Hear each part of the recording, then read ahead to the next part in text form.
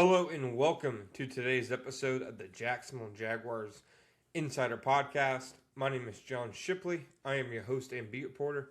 Today we are talking about the Jacksonville Jaguars end-of-year press conference and some of the more illuminating answers I believe that Jacksonville Jaguars general manager James Gladstone and head coach Liam Coen gave. It was Gladstone who did most of the talking, which is as expected. I mean, we get Coen several times a week. I just spoken to him on Sunday after the game. Gladstone, I don't believe, has taken the podium since, I want to say, roster cutdown day. So, definitely got a chance to get Gladstone's expanded thoughts on several topics. And there were a couple that really stood out to me in terms of what I think it could mean for what the Jaguars do long term and what the Jaguars do this offseason, most importantly. We can start, talking about some of the defensive front things. I asked about Trayvon Walker and about how his injury, how they assess the path forward with him, because it's never seemed like, they don't want to re-sign him. It's always seemed like that, but do you re-sign him this offseason? Do you have him play some next season so you can see him more healthy in an expanded role? Because, it was week 4 when he first sustained his wrist injury this past year. So it was really the entire season that, more or less, that he was injured for. And he went on to say, that as expected, they really appreciated his toughness. The fact that he went out and played in the amount of games they did. I believe he only missed 3 games all season. So the fact that he did that, he mentioned did more favors for him than anything else, especially in their eyes. And he said he's somebody who, they want to align themselves with moving forward, which normally when Gladstone, that's one of the things covering him I've caught on to is when he wants a guy to be around. That's the kind of language that he talks about them. He will talk about them in the long term, sense of the word. It doesn't mean that, he won't compliment guys, etc. But the ones that he says,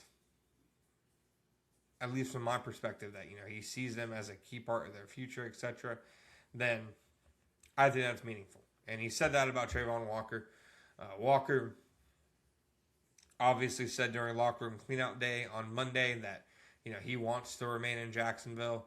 He doesn't, engage in any contract talk. He says he leaves that for his agent and for the Jaguars front office.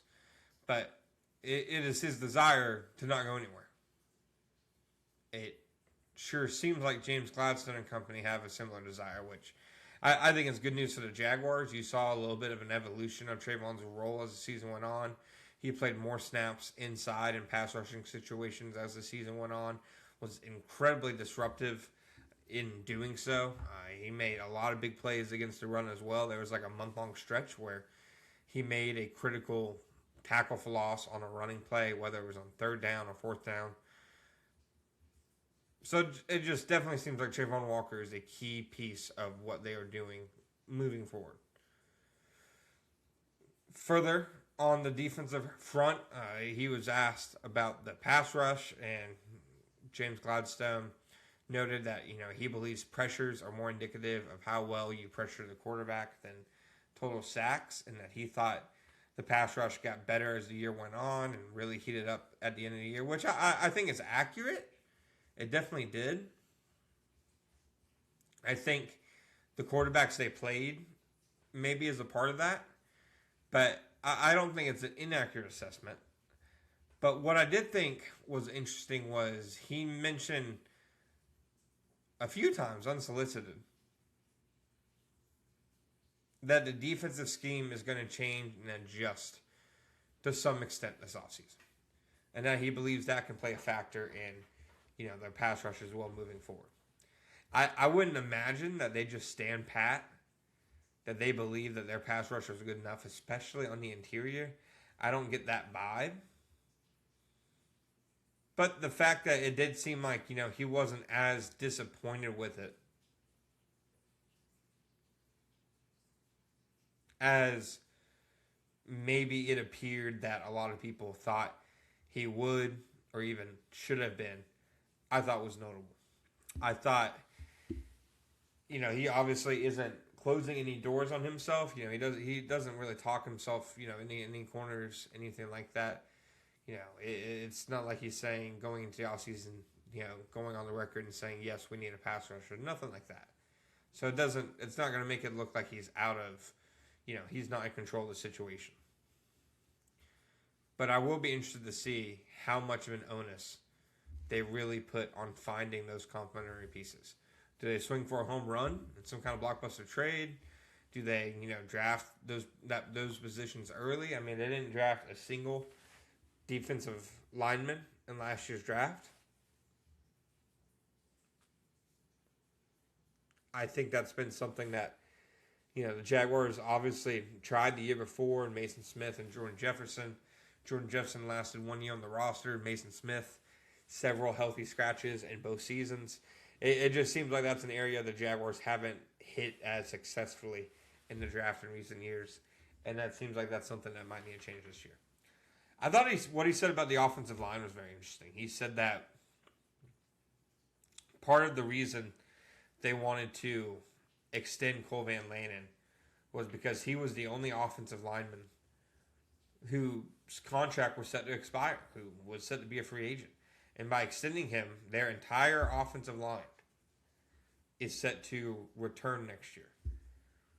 Now, does that mean every one of them will return? We'll see. I'm sure in some ways, they make moves, whether that's adding guys in the draft, maybe free agency, maybe they trade a guy.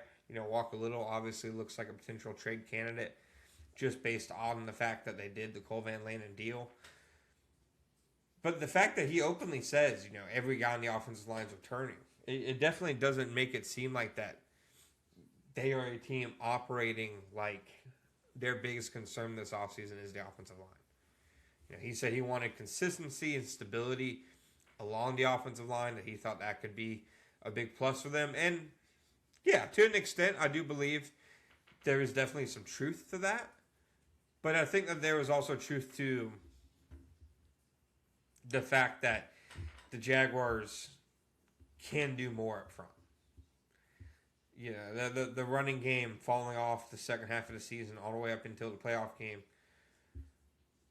I don't believe that was purely and only a Jaguars offensive line issue.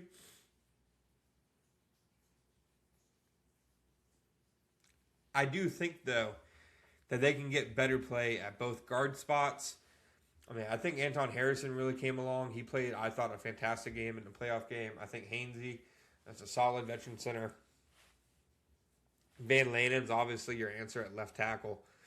Ezra Cleveland did some good things earlier in the season, but injuries and started to give up some pressures later in the year. Patrick McCarry, I thought, had kind of an first year with the team.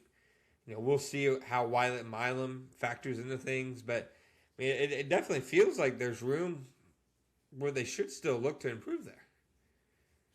And I think that's the one thing I'd caution, is that I don't think they can just go into the offseason with their mindset of being the offensive line will improve as long as we run it back. Like that's one of the big reasons the 2018 and 2023 squads didn't take advantage of the window. They ran it back in too many key areas where they clearly needed help. And offensive line, was one of them in 2023. They obviously swapped out Jawan Taylor for Anton Harrison, but otherwise, returned the same group.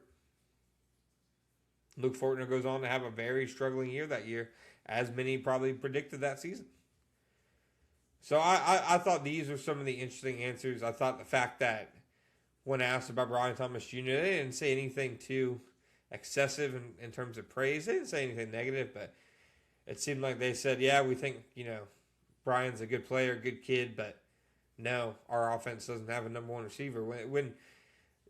They unsolicited say a number of times. Well, not unsolicited. One time they were asked about Hunter being the number one receiver. But when they say that they don't view themselves as having a number one receiver, then I think it just makes you wonder about how exactly things, fit. If they can get potential value, out of Thomas still within the scheme, or they can get it from an external source.